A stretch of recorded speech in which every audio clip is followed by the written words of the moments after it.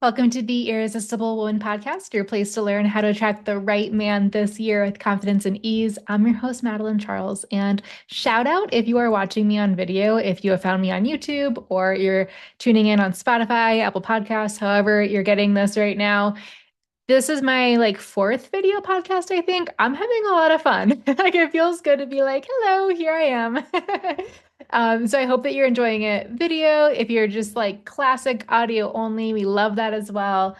But really, my intention is just to feel more connected to you, my community. So I would love to hear how you're enjoying this new podcast video format. Or if you are just like that classic audio only girl, that totally works. Either way, it means the world when you reach out. You let me know that you're enjoying the podcast. You let me know more of what you want to hear of. And you just let me know that you're tuning in and listening. And maybe you leave a little 5-star review. We always appreciate that. So, anyway, let's get now into today's topic. I want to talk about why smart women leave too soon. Yes. So, we're going to be breaking down how one of the things that has probably created a lot of success, achievement, and reward in your life around being a very quick decision maker actually may be impeding your results in love. So, we love being highly ambitious over here, right? We love knowing what we want. We love being fast action takers. We love being women in momentum and knowing exactly what we want and feeling really clear around our yes and no. All of those things are beautiful, necessary skills. And chances are, if you see yourself in that way, you know how to quickly gather information, assess the situation, identify red flags, protect your time, be really intentional. And chances are operating in life in that way has probably given you some level of professional success. It's probably helped you be super dialed around your friend group and who you give your time and energy to. It's probably helped you curate a life that you are really proud of because things don't just seep through the cracks. You don't give your time and energy and attention to just anyone. There is focus behind everything. There is real intention and depth and like curation in your life. We want to maintain all of those things. Those things are well earned facets of being an embodied woman. However, when we take those skills into dating, it sometimes can cause really smart, sharp women to exit situations in their love life prematurely before a dynamic has had a chance to really breathe and naturally unfold. So, as I go through what this looks like in dating, I want to be super clear up front that this is not about settling, lowering your standards, or ignoring red flags. In fact, it's really about instead understanding the difference between true feminine discernment, which again is a beautiful innate gift of yours as a woman of being so dialed around what is a clear yes and no for yourself versus premature conclusions based out of fear. Okay. So if you've ever gone on a first date and you have immediately just decided for yourself, like, oh, there's no chemistry. He's too quiet. He's not my type. I already know where this is going. Not into it. And then you close off that connection, and then maybe some time passes and you start to kind of second guess yourself and you think, gosh, did I jump the gun? Did I get ahead of myself? Did I not give this a chance? And there's nothing worse than really wondering if you had a knee-jerk reaction around something simply because it was more comfortable to close the door, simply because you were going off of filtering a situation and you had your perception based on things that you were looking for, right? You were almost like looking for a reason to reject him. You were already telling yourself a story that you guys weren't going to be compatible in some kind of way. So you like super honed in on those things, close something off, and then you're like, oh, maybe that wasn't the right move. Okay, so I love that you are highly intuitive. However, sometimes the things that we call intuition are actually us acting from impatience with uncertainty. So today I want to explore why strong, smart, successful women often leave too soon and the real costs of what that looks like. So like we talked about, success rewards fast decisions. Like as a woman who has her own business, I'll speak for myself. I love moving quickly. Okay. And there's a lot of messaging out there that I think whether you're an entrepreneur or not, you can probably relate to if you are an ambitious professional woman, which is, you know, act quickly, be efficient, learn to spot patterns, learn to look at trends, trusting your own judgment, like just stay in momentum. And when we can get into that place, it can feel like, oh, wow, I'm just moving so quickly. And, I have this great tempo, but it can often have us act in a way that we're just accustomed to like, is it a yes, is it a no? We're moving fast, we're moving fast. And we don't always know how to actually slow down and hear that deeper wisdom that may cause us to want to go in a different direction than what we're used to. And because we're used to just kind of like almost being on a hamster wheel, right? Spinning in one particular direction, to really pause and get in tune with ourselves and question why we are thinking certain ways, why we're feeling certain ways, why we have these kind of automatic responses, why we want to make these snap judgments, like what we are basing those snap judgments off in the first place, that can cause us to feel really uncomfortable because then we have to slow down. And if we are a woman who loves speed, loves the feeling of momentum, loves the feeling of crossing things off, checking things off the to-do list, moving full speed ahead, slowing down and being like, but wait a minute. Am I just acting out of habitual patterns? Am I just looking at this situation, interpreting this man and our dating dynamic, or my preferences, my standards, my non-negotiables? Like, are all of those just based on what I've always known to be true, what I've decided to be true way back when? Is the way that I'm viewing dating, particular dating situations, my non-negotiables, all those things, are those still lined up with not just me today, but the woman I'm becoming? Right? We often need to slow down to speed up sustainably and have that period of, yes, action and momentum, but then also self-inquiry, stillness, reflection to say, wait a minute, let's make sure that the action steps I'm taking are truly aligned with the direction I want to go. And we can sometimes really resist that slow down process because it can feel a little bit unsafe. It can feel like, wait, like if I slow down, then I actually have to feel my feelings. I'm like, I don't know if I'm good with that. Or gosh, I don't know what might bubble up to the surface if I really leave space to get curious with myself around why I'm saying yes and no to certain things. And it can feel like, oh, I just know myself really well. Like I don't need a lot of time to process. I'm a fast mover. But sometimes we can get in that cycle just because we're accustomed to it and not because we're actually tuned into our true wisdom. Okay, so where you might be really used to being rewarded and having positive feedback around being a fast action taker in work or in other areas of your life, relationships don't operate in the same timeline. So that can be really challenging for us to reconcile, where we want that immediate hit of, is it a yes or no? Don't waste my time. I want to be clear on where we're going. Is this a fit? And kind of lose the plot in having that perspective when it comes to love. So I know that you've heard this, but I really want to distill it down, which is that attraction is not always immediate.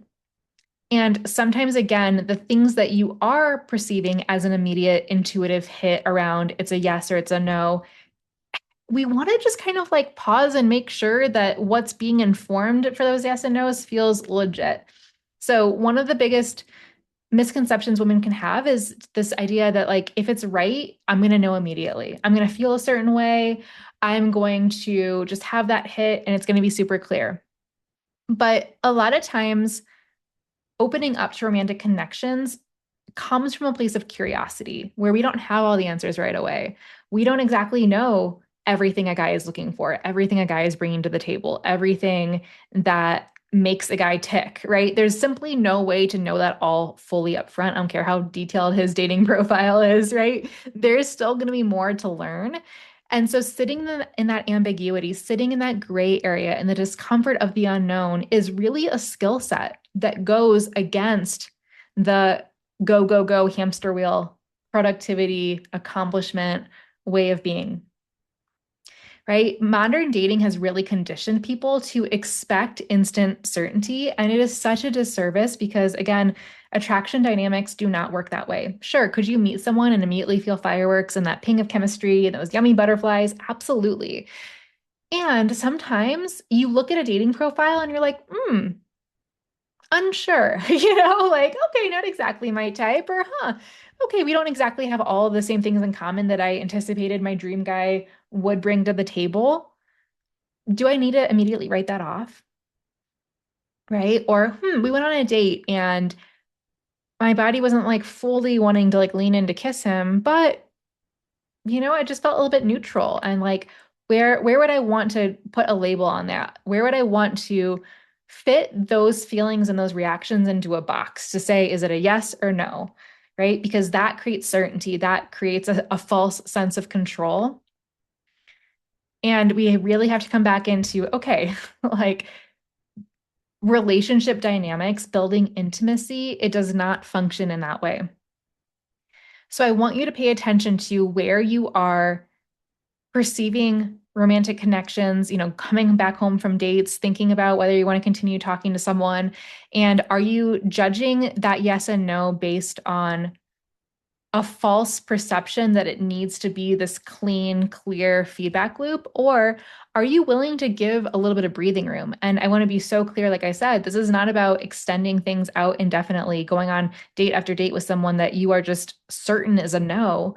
But a lot of times there's magic that unfolds for us in allowing ourselves a little bit more space to tune into where that yes and no is rooted from.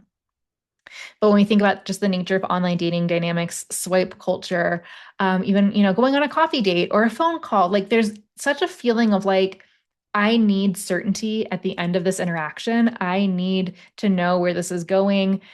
Is this going to work out? And when we can allow ourselves a little bit of grace to say, it's going to come, like I'm going to know, but I'm really not in a rush. Like I'm not just letting things play out forever. But when I'm not in a rush, I don't miss the real feedback, the true signs, the actual king of intuition, not just the mental judgments and mental chatter that wants to come into play, but instead, really that deep inner knowing. Okay.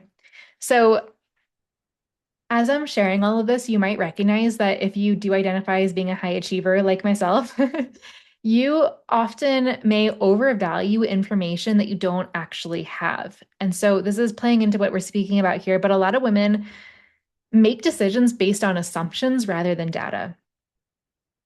Okay, so this really speaks to more broadly your attraction blueprint. That's a signature methodology. I support women to understand where their hidden dating patterns are playing out and really creating the results in their love life. But let me give you a little spotlight into what this might look like for you right now. If you find yourself often saying to yourself or like talking to girlfriends or talking to a coach or someone and you're like, oh, like I don't feel like he's texted enough, like I'm not really impressed with his responses, or gosh, I don't think he's really emotionally available, or gosh, I just don't think he's that interested, or we just don't have enough chemistry. The truth, because I see this all the time with my clients, when we dig in and we say, what are you basing that assumption off of? Where are you deriving that conclusion from? It's like, oh, like I don't actually have that much information. This is just my own perception. This is just my own like sense and my own feeling because maybe I have an idea of how a high quality masculine man should show up. He should be texting me every day. He should be asking me more questions. He should be asking me out sooner. He should be, following through more. He should be doing all of these different things. And so we have this perception of how our dream guy should be interacting with us. And again, have those standards, no problem with that.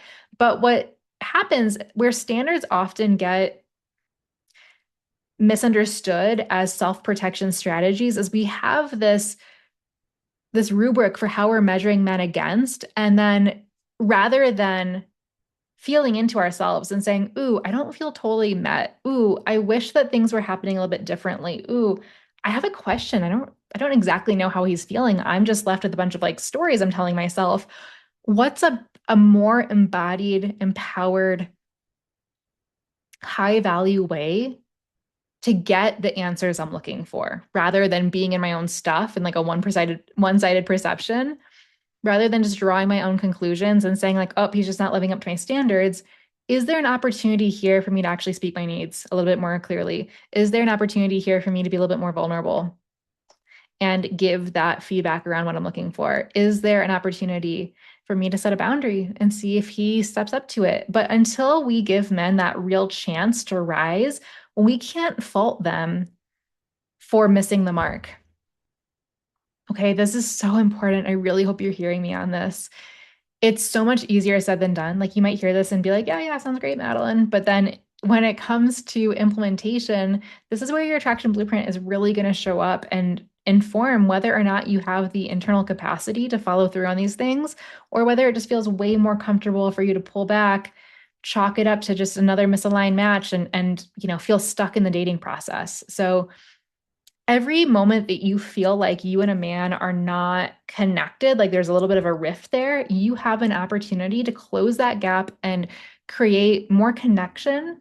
And if nothing else, just greater clarity so that you are not just operating from a one-sided perspective when relationship dynamics are actually, two people are required, right? So I hope that this is giving you a little bit of courage to look at where you are creating those assumptions and to cut through those by leaning in and getting the real time feedback and data. As uncomfortable as that may be, it's actually going to be so much more rewarding. And I think you're going to see, wow, I had all these standards around how I expect men to show up, but I actually have the opportunity to be the woman who is meeting those standards and mirroring them in a really powerful way. Okay, so the next thing I want to say around this is that we often have this real drive for needing certainty. And that can often masquerade as discernment. So discernment causes us to ask, like, what is true? The need for certainty has us asking, can I get an answer right now? These are very different questions. Can I get an answer right now is basically saying, like, I feel uncomfortable and I need something to put my focus on to give me context for what is happening. Discernment is I need enough space within myself to hear the truth of what is coming up, even if I don't have the answers right now. Like I might realize, ooh, the truth is that I need more data, I need more feedback, I need more time, and that's okay. And to recognize that some things can only be learned through staying. So I'm not talking about staying through unhealthy situations or things that are like truly not serving you, but staying long enough to gather real information. So again, having the hard conversation, going on the third date, seeing someone in different environments, allowing time to reveal character. When you recognize that there is a real cost to leaving too soon, chances are you're really going to instead want to prioritize giving something a fair shot so that you can either lean in and deepen it or walk away. But regardless of how it plays out, you're going to know that it was truly the right thing. And that gives us such peace of mind. That gives us confidence because we're not wavering and second guessing ourselves. We're not doubting. We are really honed in on why we're making decisions and letting that feel right. Okay. So I want you to, reflect on your recent dating experiences and ask yourself, like, what conversations have you shut down or, not even allowed yourself to have because you already decided how a man was feeling? What invitations did you decline? Maybe this was for a next date or a phone call or to go out somewhere and you were just like, no, not good, not a use of my time, like not worth it. What men have you dismissed before truly knowing them? Like what men have you just kind of brushed off and decided that they're not the right fit for you for whatever reason? Because this is a bigger pattern where you are repeatedly leaving before enough information exists. And then that has a real risk of you continuing to reinforce the story that nothing good is out there. So I want you to take away from this episode today that there is a difference between discernment and moving quickly. And what's cool, ironically, is the more you are tuned into true discernment rather than that like urgency, kind of like trauma response feeling of like needing an answer now, when you can more easily and readily tap into your true discernment, you are able to make decisions more quickly. So when you no longer resist slowing down to speed up, you are again able to really be that confident, empowered, magnetic, embodied dater that is so tuned into herself, gives enough breathing room in the dating experience, and then is able to send a much more clear signal out to the universe because your yes and no is so clear. There's no wavering, there's no wobbling, there's no second guessing. And uh, it's a really beautiful thing. I have many stories in my own love life and like with clients where, you maybe were like, like not exactly what I was anticipating, not exactly my type off the street, but I'm going to give this a shot because I know that I'm going to learn through this experience no matter what. Like I often share about when I met my husband, Sean, online. When I came across his profile, it wasn't like the type of guy I typically would go for.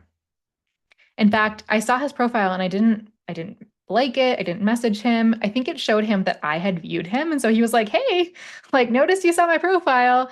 And I remember being like, "Oh shoot, yeah, I did kind of swipe right past him. Okay, like I guess since he reached out, I'll talk to him." But there were several factors on there that made me just automatically categorize him as not an option, which is why I'm so passionate about what I'm sharing here today. Because had I not slowed down and really asked myself, what are the judgments and assumptions I'm making based on a little tiny box representing a whole person, right? If I hadn't slowed down and really challenged that for myself, I would not be in my absolute dream relationship recording this for you right now. So I think sometimes we can feel a little bit protective of like, well, I just know what I want and I don't want to settle and da, da, da, and we like are a little bit, like we want to fight for our limitations. And so you do you, girl.